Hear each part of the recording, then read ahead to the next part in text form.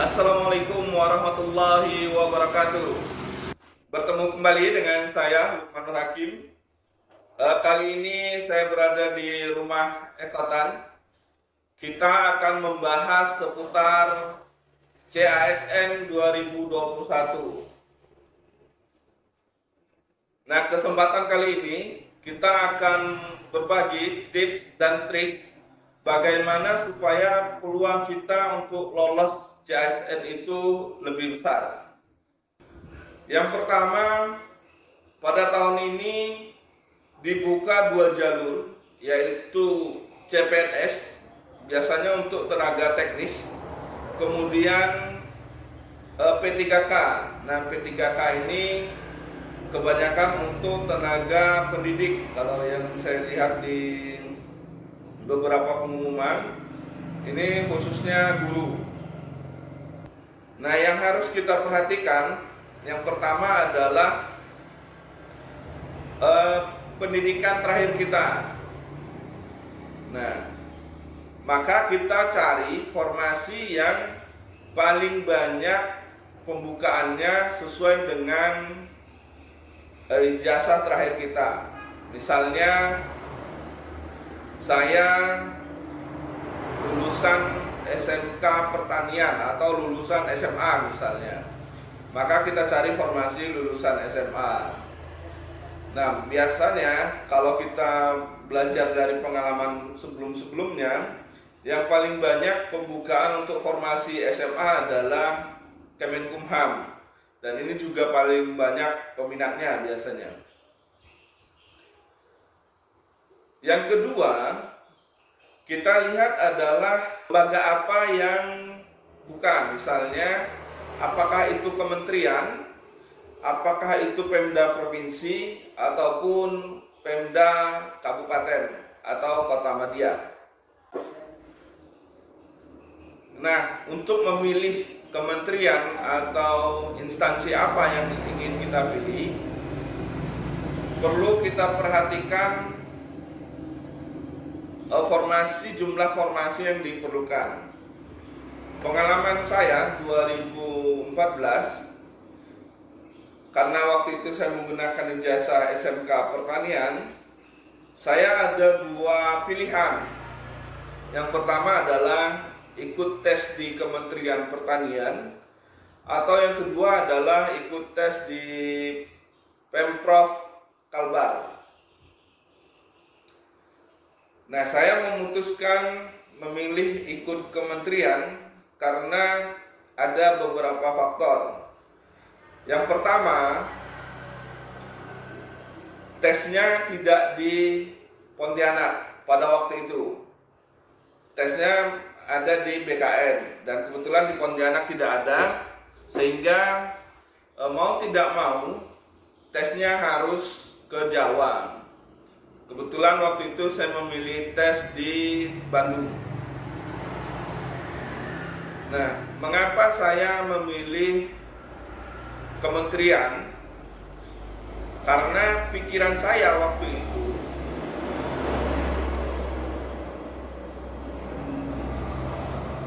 kalau saya memilih Pemda provinsi, Pemprov Kalbar, yang dibutuhkan adalah 2 orang tenaga penyuluh lulusan SMK Pertanian, yang diperlukan adalah 2 orang.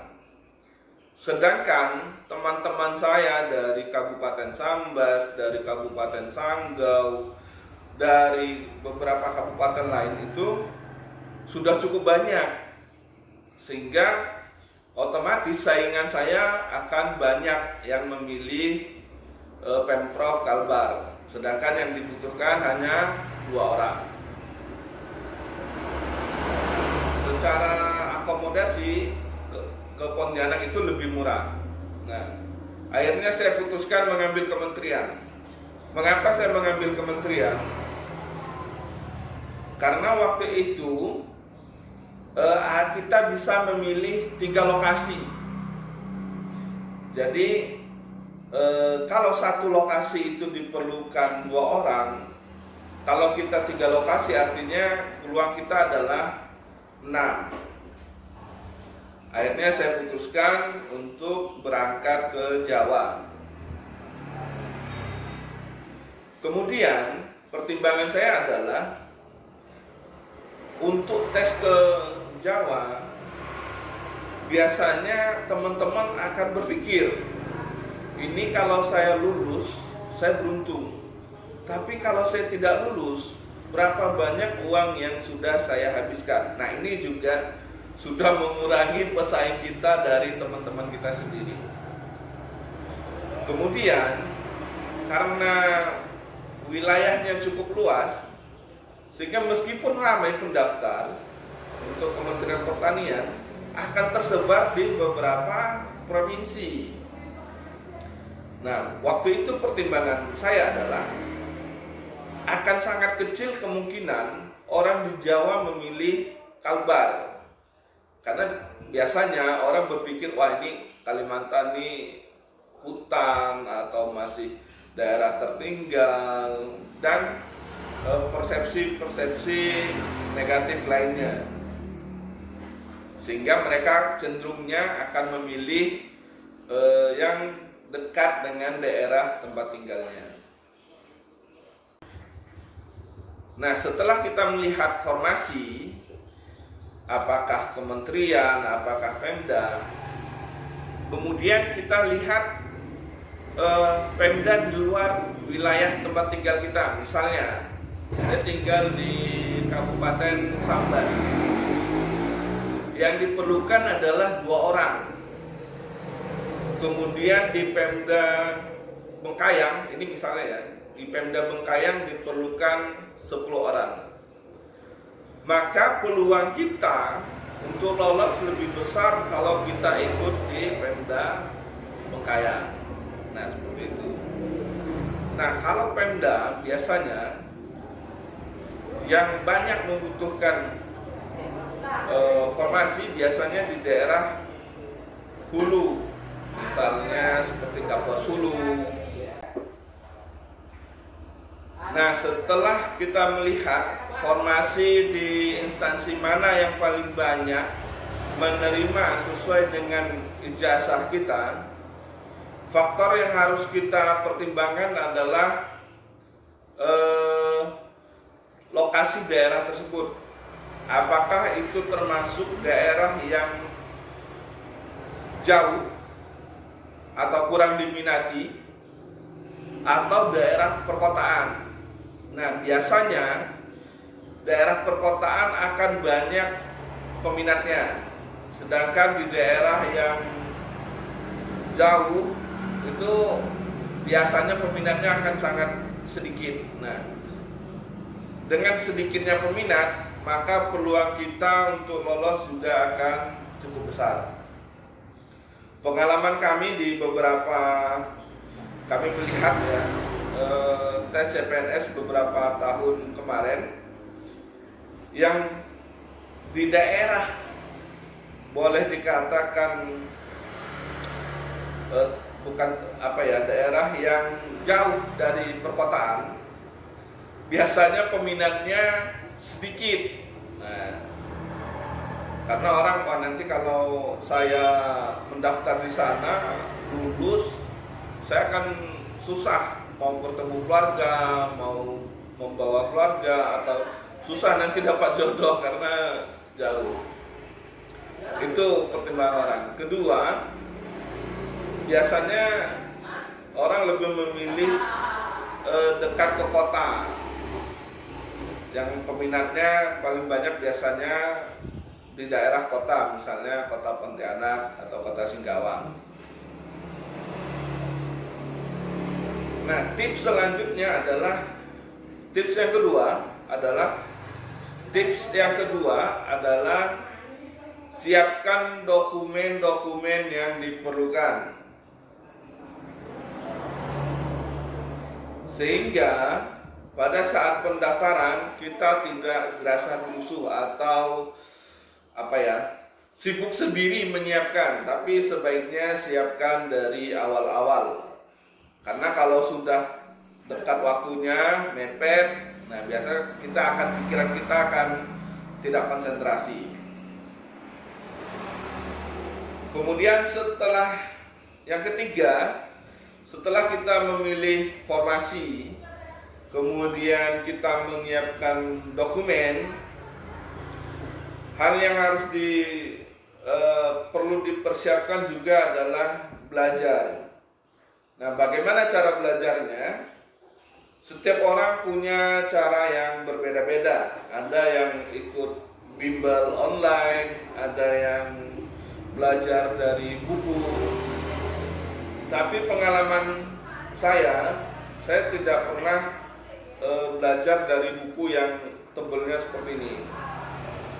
Kan banyak tuh biasanya di toko-toko buku cara lulus soal-soal tes CPNS atau cara lulus CPNS. Nah, saya tidak pernah belajar dari itu karena bagi saya sendiri belajar seperti itu sangat sulit dan peluang soal untuk keluar itu sangat kecil sekali. Nah, yang paling dulu yang saya kerjakan cara belajarnya adalah sering-sering latihan soal yang online. Jadi dulu tuh ada kayak website gitu ya, kita ikut di situ, kita hanya mengerjakan soal. Jadi kita akan tahu nilai kita ketika kita selesai menjawab, kita akan tahu kayak soal-soal tryout gitu. Nah, kita akan langsung tahu berapa nilai kita, kemampuan kita berapa. Kemudian di situ ada pembahasannya. Misalnya kita jawab B, ternyata jawabannya adalah D. Nah, biasanya kalau kita sudah selesai menjawab, di situ akan ada pembahasannya. Nah, kita lebih baik belajar yang seperti itu. Itu kalau pengalaman saya pribadi. Kemudian pada saat menjelang tes CPNS, saya tidak belajar sama sekali. Kenapa? Karena selama menjelang tes itu kita sudah banyak belajar, itu akan membuat kita stres ya, terbebani. Maka 1 atau 2 hari menjelang tes CPNS saya tidak belajar, tapi saya jalan-jalan refreshing. Jadi pada saat di Bandung, saya tesnya di Bandung, ya saya jalan-jalan aja, menikmati kota Bandung, sehingga saya tidak stres pada saat mengerjakan soal-soal tes CAT.